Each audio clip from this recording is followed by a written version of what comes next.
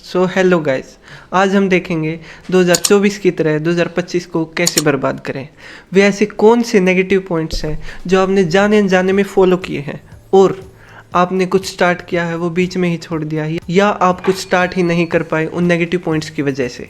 सो मैं ढूंढ के लाया हूँ इन 4 बुक्स के एनालिसिस से ऐसे 16 नेगेटिव पॉइंट्स जिन्हें आपको अवॉइड करना है अगर आपको कुछ चीज़ अचीव करनी है, अगर आपको सक्सेसफुल होना है, और अगर नहीं होना है तो आपकी मर्जी।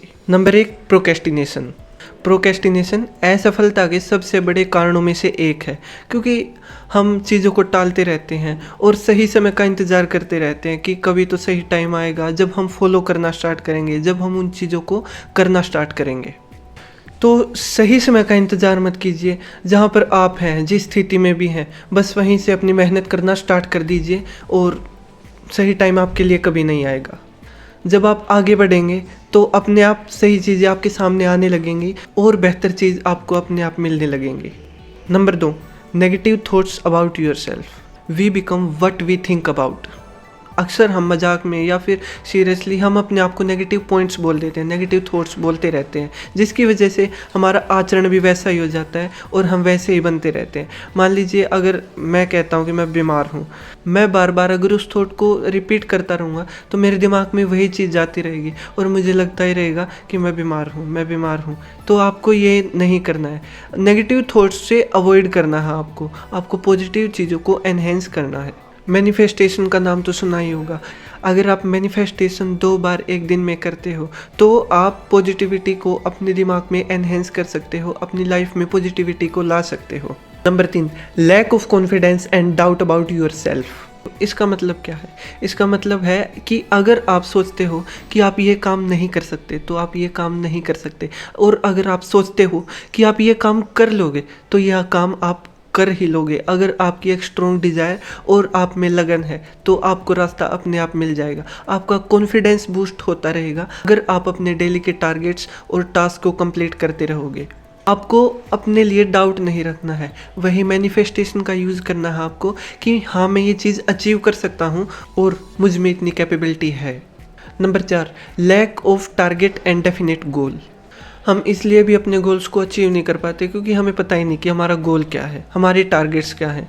हम ऐसे ही अंधेरे में तीर चलाते रहते हैं पर हमें पता नहीं होता कि हमें अचीव क्या करना है, पर हम मेहनत करते हैं लेकिन उसका फल हमें मिलता नहीं है।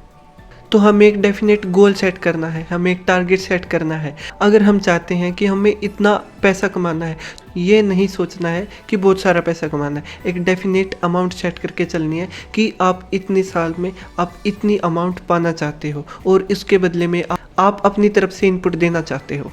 कई बार हम जो गोल सोचते हैं हम वो इसलिए भी अचीव नहीं कर पाते क्योंकि हम इतना बड़ा टारगेट बना लेते हैं जिसे हमें पाना थोड़ा इम्पॉसिबल सा हो जाता है, हमें थोड़ा डिफ़िकल्ट सा लगता है। तो हमें करना क्या है, जो भी टारगेट होता है हमें उसको पीसीज में कट डाउन करना है कि हम एक स्टेप ये करेंगे, एक स्टेप ये करेंगे, एक स्टेप ये करेंगे।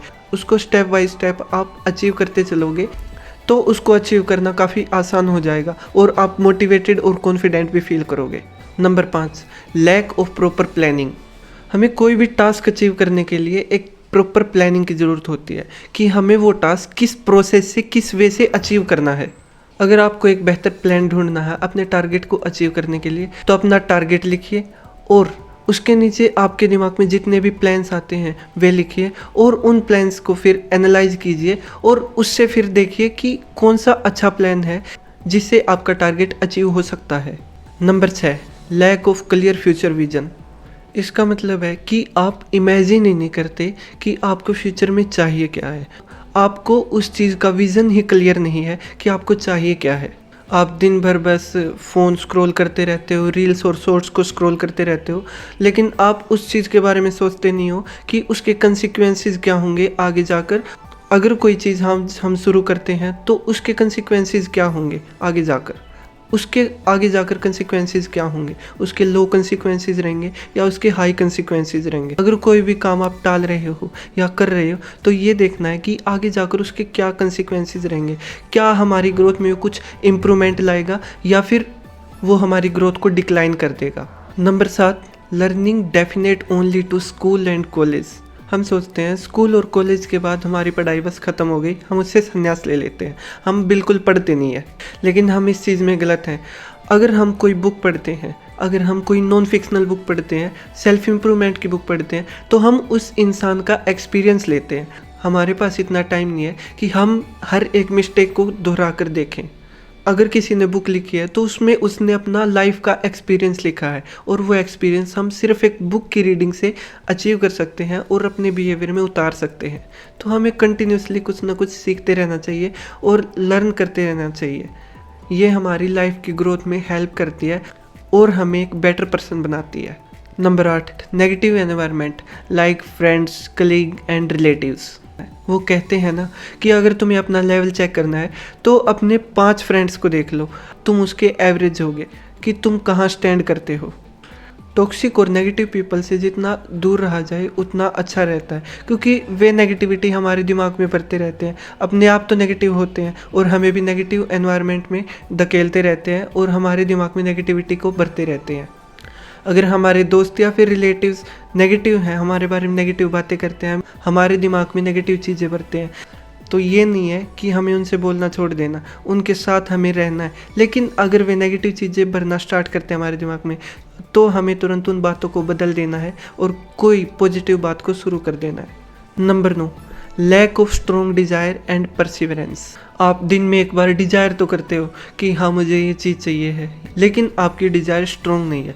अगर आपकी डिज़ायर स्ट्रॉन्ग होगी तो आपका दिमाग कोई ना कोई ऐसा रास्ता देगा जिसकी हेल्प से आप उस टारगेट को अचीव कर सकते हो। अगर आप में एक स्ट्रॉन्ग डिज़ायर होगी तो आप कैसे न कैसे उस गोल को अचीव करने का सोच ही लोगे और अपने गोल को अचीव कर लोगे। Number 10, satisfied in what you have and do not want to work hard. अगर आप किसी भिखारी से पूछोगे कि क्या वो मेरे लिए काम करेगा, तो वो वहाँ से भाग जाएगा, क्योंकि हार्ड वर्क कोई नहीं करना चाहता। सब डिज़ायर करते हैं कि हाँ मुझे ये चीज़ मिल जानी चाहिए। कोई उस चीज़ को इतना सोचता ही नहीं है, उसके लिए इतना हार्ड वर्क करता ही नहीं है, इतना स्मार्ट वर्क करता ही नहीं है कि वो उसको अचीव हो जाए। सब चाहते हैं कि आसानी से वो चीज़ उनको मिल जाए। हार्ड वर्क करना ही पड़ता है। अंबानी जी ने भी कहा था, बुरी चीज़ ये नहीं है कि तुम गरीब घर में पैदा हो जाते हो, बुरी चीज़ ये है कि अगर तुम गरीब ही मर जाते हो। Number 11, seeking shortcuts. हम अक्सर अपनी लाइफ में शॉर्टकट्स ही ढूंढते रहते हैं, एग्ज़ाम के टाइम पे या पैसे कमाने के लिए या फिर अपने टारगेट्स को अचीव करने के लिए। हम सोचते हैं बैटिंग ऐप्स, लॉटरी वगैरह से हम पैसे कमा लेंगे और अमीर बन जाएंगे। बहुत से लोग लॉटरी और बैटिंग ऐप्स में ऐसे पैसे गंवाते रहते हैं और कुछ भी अचीव नहीं कर पाते। आपने एक स्टोरी सुनी होगी कि एक बार एक इंसान की लॉटरी लग जाती है, वो खुश हो जाता है, वो खुशी खुशी में बंगला, गाड़ी सब कुछ खरीद लेता है, और कुछ साल के बाद वो गरीब हो जाता है क्योंकि उसने ऐशो आराम में इतने पैसे उड़ा दिए, लेकिन वो पैसा उसने अपने हार्ड वर्क से नहीं कमाया था, वो उसने शॉर्टकट से कमाया था। अगर उसने मेहनत से कमाया होता तो उसको पता होता कि उस चीज़ को मेंटेन कैसे करना है, लेकिन उसने तो लॉटरी से शॉर्टकट से कमाया था, तो उसने जल्दी ही वो सारा का सारा पैसा गंवा दिया। Number 12, not having the proper knowledge of emotions and feeling. हम अपनी फीलिंग्स और इमोशन को ऐसे ही किसी पर जाहिर करते रहते हैं, हम उसको प्रॉपर डायरेक्शन नहीं देते। अगर हम अपनी फीलिंग्स और इमोशन को एक प्रॉपर वे में डायरेक्ट करें तो हम अपनी चीज़ों को अचीव कर सकते हैं, क्योंकि अगर हम अपनी फीलिंग्स को अपने टारगेट्स के साथ में जोड़ देंगे तो हम उस चीज़ को पूरे इमोशन, पूरी लगन के साथ में अचीव करने की सोचेंगे।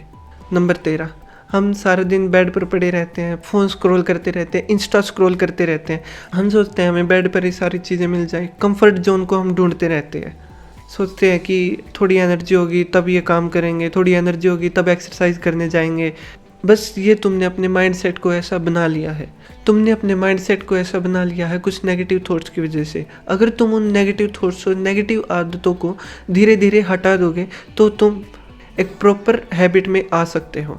फ़ोन एक दुश्मन भी है और एक दोस्त भी है। अगर हम उसका सही से यूटिलाइज करें तो हमारे लिए वो बहुत यूज़फुल साबित हो सकता है, लेकिन हम उसका मिसयूज़ करते हैं, सारा दिन इंस्टा वगैरह स्क्रॉल करते रहते हैं, जिससे हमारा डोपामाइन हैक हो जाता है, जिसकी वजह से हमारे दिमाग में ब्रेन फॉग, ब्रेन रोट जमी रहती है, हेडेक, माइग्रेन वगैरह की प्रॉब्लम्स आती है। और फिर अगर हम कोई टास्क करना स्टार्ट करते हैं, जैसे पढ़ना स्टार्ट करते हैं या कुछ भी स्टार्ट करते हैं, तो हम उस चीज़ को नहीं कर पाते क्योंकि उसमें हमें इतना इंटरेस्ट नहीं आता है, हमारा डोपामाइन रिलीज़ नहीं होता उस चीज़ के लिए, क्योंकि फ़ोन वगैरह ने उस चीज़ को ऑलरेडी ख़राब कर दिया है। Number 15, making excuses. हम चीज़ों को टालते रहते हैं, एक्सक्यूज़ बनाते रहते हैं कि आज करेंगे, कल इसलिए करेंगे, परसों इसलिए करेंगे, संडे से स्टार्ट करेंगे, मंडे से स्टार्ट करेंगे, न्यू ईयर से स्टार्ट करेंगे। हम इन चीज़ों को बनाते रहते हैं और वो हमारा कल आता ही नहीं है और हम शुरू भी नहीं कर पाते। नंबर 16, फेलियर इसलिए नहीं होता कि आप हार गए हैं, आपको वो चीज़ छोड़ देनी चाहिए। फेलियर को फेस हम इसलिए करते हैं क्योंकि हमारी प्लानिंग उतनी प्रॉपर नहीं होती, जिसकी वजह से हम फेल हो जाते हैं। तो इसका मतलब ये है कि हमें अपनी प्लानिंग चेंज करनी चाहिए, अपनी प्लानिंग को हमें दोबारा देखना चाहिए, उसे दोबारा प्लान करना चाहिए कि हम किस वजह से फेल हुए हैं। सो हमें अपना टारगेट नहीं बदलना है, हमें बस अपनी प्लानिंग बदलनी है और फेलियर को फेस करना है। और फेलियर से हमें सीखना है, ना कि उससे डरना है और उससे डर के हार माननी है। सो ये सब पॉइंट्स हैं जिसमें तुमने 2024 को ख़राब कर ही लिया है और तुम 2025 को भी ऐसे ही ख़राब कर सकते हो। तो चॉइस आपकी है। अगर आप चाहते हो कि आपके टारगेट्स आपको अचीव हों तो आपको बस ये चीज़ें शुरू करनी है। आपको एक्सक्यूज़ नहीं बनाने हैं कि हम आज से शुरू करेंगे, हम कल से शुरू करेंगे। आपको कहीं से स्टार्ट तो करनी होगी। अगर आप सोचते हो कि आप एक मंथ से स्टार्ट करोगे, तो अगर आप आज से स्टार्ट करोगे तो उस टाइम तक आप अपने अंदर कुछ ना कुछ प्रोग्रेस ला सकते हो। तो क्यों ना आज से स्टार्ट किया जाए।